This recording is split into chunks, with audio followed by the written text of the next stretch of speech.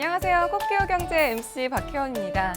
이번 주에는 NH금융연구소 정영우 박사 스튜디오로 모셨습니다. 박사님 안녕하세요. 안녕하십니까. NH금융연구소 책임연구원 정영우입니다. 앞으로 기회가 닿는 대로 금융정보를 알기 쉽고 재미있게 전달해 드리도록 하겠습니다. 네, 오늘 저도 잘 부탁드립니다. 부탁드립니다.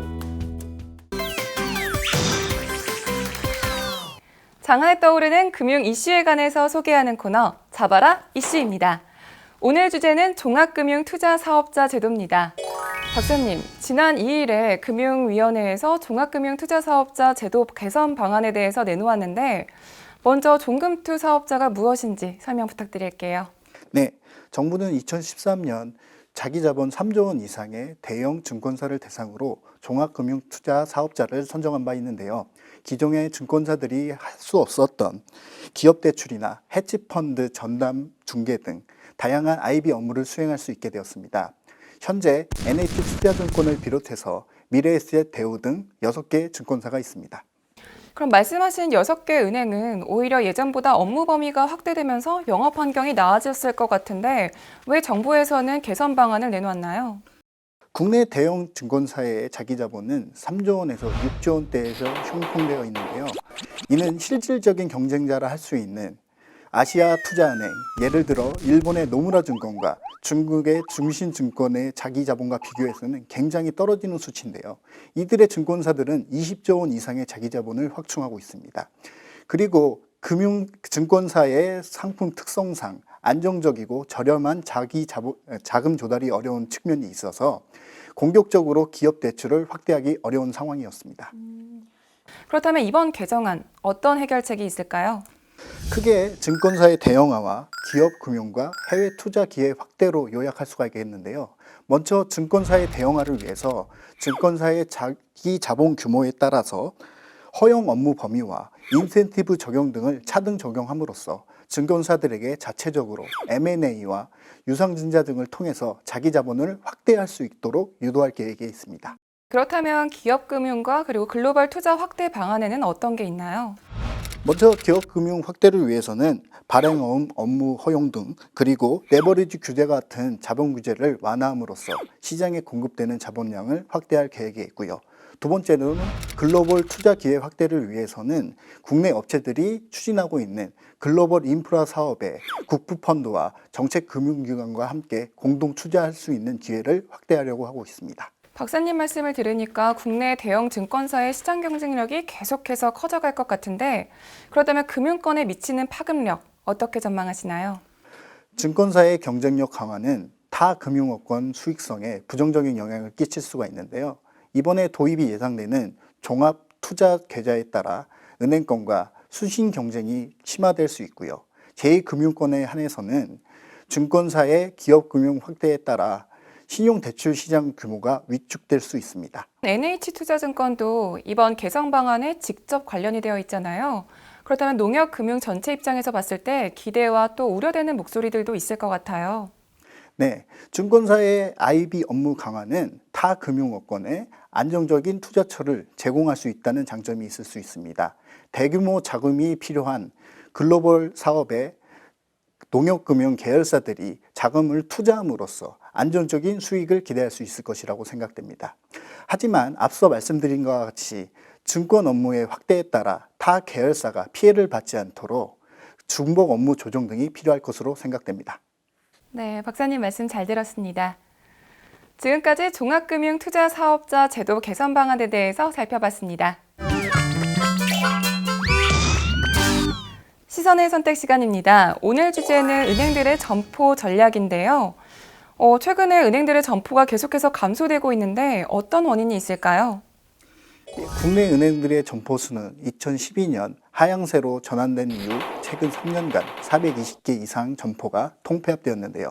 이러한 현상은 서울, 경기 등 수도권에 집중되어 있습니다. 이렇게 점포 수가 감소되는 이유는 온라인, 모바일 등의 비대면 채널을 이용한 거래 비중이 확대됨에 따라 은행의 내방 고객 수가 감소했기 때문입니다. 네, 저 같은 경우만 봐도 인터넷 뱅킹을 사용하다 보니까 은행 갈 일은 점점 줄어드는 것 같아요. 그렇다면 앞으로도 은행 지점 감소는 계속해서 확대되겠네요? 꼭 그렇지만은 않습니다. 송금 등의 단순한 은행 업무에 한해서는 온라인 채널을 활용한 비대면 거래가 계속해서 증가될 것이라고 생각되지만 은퇴, 자산관리 등의 자문 서비스를 위해서는 은행 점포를 방문하여 계속해서 대면 서비스를 활용할 필요가 있을 것입니다. 컨설팅 업체 PwC에 따르면 고객의 소득이 증가할수록 은행 점포의 대면 서비스에 대한 중요성을 크게 생각하고 있는 것으로 나타났는데요.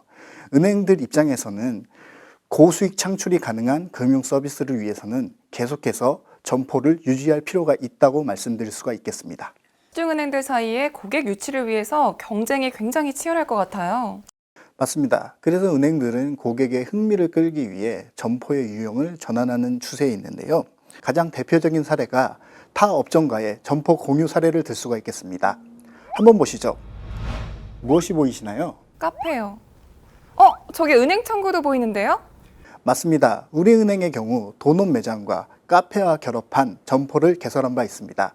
또 있습니다. 한번 보시죠. 특별한 건 보이지 않는 것 같은데 ATM기? ATM기는 편의점에도 있지 않나요? 단순한 ATM기는 아니고 디지털 키오스크라고 하는데요.